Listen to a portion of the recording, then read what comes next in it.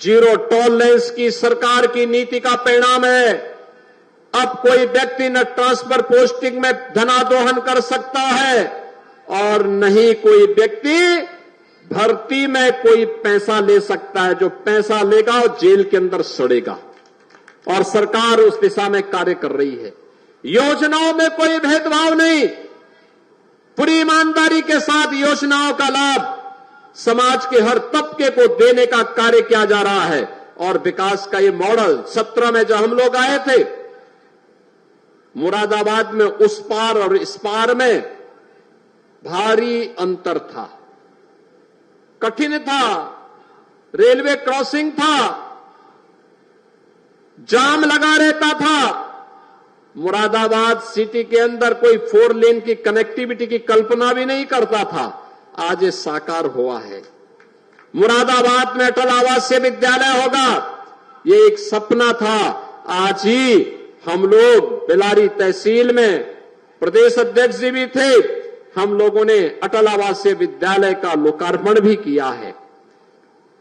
मुरादाबाद में कोई सरकारी विश्वविद्यालय हो, एक कल्पना थी।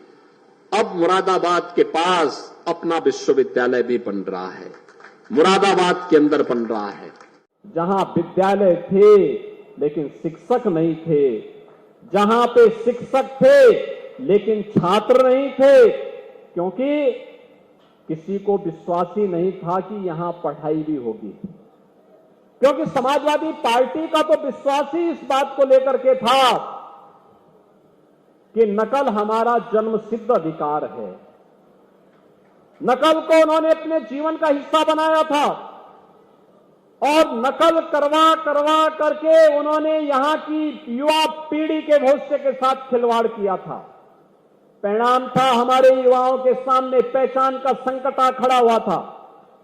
पहचान के संकट के दौर से गुजर रहे थे। बहनों और भाइयों, आज समाजवादी पार्टी को शिक्षा का मॉडल देखना है तो अटल आवासीय विद्यालय देखें। ऑपरेशन कायाकल्प में समाजवादी पार्टी की विरासत से 1,54,000 विद्यालय जर्जर हालत में हमें प्रदेश के अंदर प्राप्त हुए थे। जर्जर हालत में विद्यालय नाम का है, खड़ा है। विद्यालय है तो भवन नहीं, भवन है तो शिक्षक नहीं, शिक्षक है तो छात्र नहीं। और अगर शिक्षक और छात्र है तो भवन की स्थिति ऐसी हुआ करती थी कि कब गिर जाए। बालक बालिकाओं के लिए टॉयलेट की व्यवस्था नहीं, कोई भी अन्य व्यवस्था नहीं। लेकिन डबल इंजन की भारतीय जनता पार्टी की सरकार आई। पिछले 8 वर्ष में 1,36,000 विद्यालयों को ऑपरेशन कायाकल्प के माध्यम से आधुनिक व्यवस्था के साथ जोड़ने का काम हुआ। उसकी फ्लोरिंग बनाई गई, बालक बालिकाओं के लिए टॉयलेट बनाए गए, पेयजल की व्यवस्था दी गई, डिजिटल लाइब्रेरी दी गई, लैब्स दिए गए, स्मार्ट क्लास दिए गए। इतना हम करने के बाद अभी भी जो विद्यालय बचे हैं लगातार प्रयास किया जा रहा है उन विद्यालयों में भी हम आधुनिक सुविधा दे सकें। मिलना है। अकेले मुरादाबाद में पीएसी में, पीटीएस में और यहां की आरटीसी में 5300 युवा उत्तर प्रदेश पुलिस की ट्रेनिंग भी प्राप्त कर रहे हैं। अब आप देख सकते हैं, एक साथ अभी हाल ही में हम लोगों ने 60,244 पुलिस आरक्षियों की भर्ती की, 60,244। और पिछले 8 वर्ष में 2,16,000 पुलिस की भर्ती हम लोगों ने प्रदेश के अंदर की। एक भी पुलिस की भर्ती में कोई व्यक्ति उंगली नहीं उठा सकता, न जाति के नाम पर, न क्षेत्र के नाम पर, न भाषा के नाम पर। अगर वह योग्य है तो उसकी योग्यता के अनुरूप उत्तर प्रदेश पुलिस बल में उन्हें स्थान मिला। बेटियों को उसमें स्पेशल व्यवस्था दी गई, 20% सीटें बेटियों के लिए आरक्षित की गई। अकेले 60,244 में से 12,045 केवल बेटियां भर्ती हुई हैं इस पुलिस की भर्ती में, और आज वे सभी ट्रेनिंग ले रही हैं। मुरादाबाद में, यहां की पीटीसी में, यहां की आरटीसी में, यहां की पीएससी की जो विभिन्न बटालियन यहां पे हैं, उन बहानियों में उनकी ट्रेनिंग चल रही है। और इसीलिए उस ट्रेनिंग को ध्यान में रखते हुए मैं अपने जनप्रतिनिधियों से कहूंगा, वह नौजवान प्रदेश को बेहतरीन सुरक्षा का माहौल देने के इस मॉडल को आगे बढ़ाने के लिए अपने आप को उत्तर प्रदेश पुलिस बल का हिस्सा बनाया है। हम उनके परिवार के लोगों को सम्मानित करें कि आपका पुत्र, आपके परिवार का कोई नौजवान उत्तर प्रदेश पुलिस बल का हिस्सा बना है और निष्पक्ष और पारदर्शी भर्ती की प्रक्रिया का हिस्सा बना है। हम सब आपको सम्मानित करते हैं। भेदभाव नहीं होता योजनाओं में भेदभाव किसी के साथ नहीं। हमारी योजनाएं पिक एंड चूज नहीं है, चेहरा देख करके नहीं, जाति मत मजहब क्षेत्र देख करके नहीं। हमारी योजनाएं तो प्रदेश भर के कोई भी हो, किसी भी जाति का हो, किसी भी मत का हो, किसी भी संप्रदाय का हो, किसी भी क्षेत्र का हो, उनका चेहरा देख करके नहीं, बल्कि वह प्रदेश का नागरिक है, पात्रता की श्रेणी में आता है, वह योजना में पात्रता की श्रेणी में आने पर उसको लाभ हर हाल में मिलेगा, कोई उसको वंचित नहीं कर सकता है। हमारी योजनाएं तुष्टीकरण का नहीं, संतुष्टीकरण का कारण है। और संतुष्टीकरण के इन्हीं कारणों से जो तुष्टीकरण की नीति पर चलते थे वे परेशान हैं, क्योंकि उनकी स्थिति आज न घर की है न घाट की है। और कुंदरकी के चुनाव ने, मुरादाबाद वासियों में आपको हृदय से अभिनंदन करता हूं कि कुंदरकी के चुनाव ने साबित कर दिया है कि जब योजनाएं संतुष्टीकरण का कारण बनती हैं, कुंदरकी जैसा परिणाम भी सामने आता है।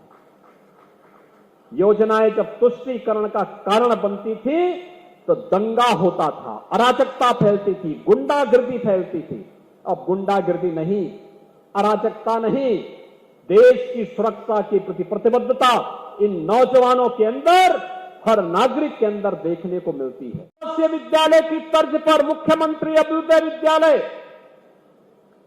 57 जनपदों में बनने प्रारंभ हो गए। वह कैंपस भी 12 से 15 एकड़ क्षेत्रफल में बनाया जा रहा है। जैसे 13 से 14 एकड़ क्षेत्रफल में विद्यालय बन रहा है, ऐसे ही डे स्कूल के रूप में, एक इंटीग्रेटेड स्कूल मॉडल के रूप में हम लोगों ने मुख्यमंत्री अभ्युदय विद्यालय, आदरणीय प्रधानमंत्री जी की प्रेरणा से पीएम श्री विद्यालय, ये लगातार प्रदेश के अंदर बनाए जा रहे हैं। कंपोजिट विद्यालय और कस्तूरबा गांधी विद्यालय को भी अपग्रेडेशन करते हुए 8वीं से लेकर 12वीं तक उन्हें बनाने का काम युद्ध स्तर पर प्रदेश के अंदर किया गया।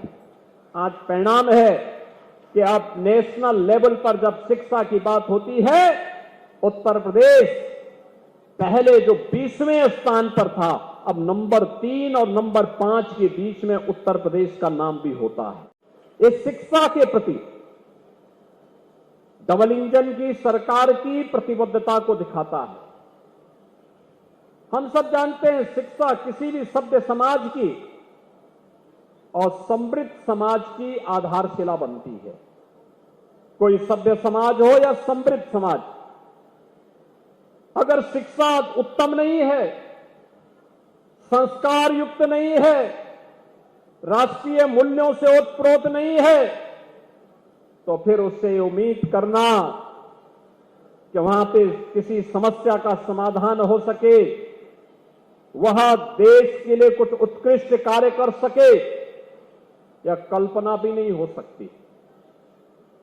प्रधानमंत्री मोदी जी ने विजन दिया,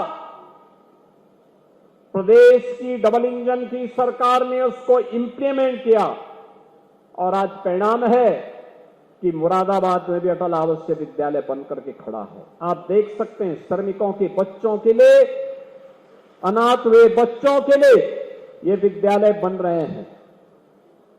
अब मैं पूछना चाहता हूं, एक मॉडल यह है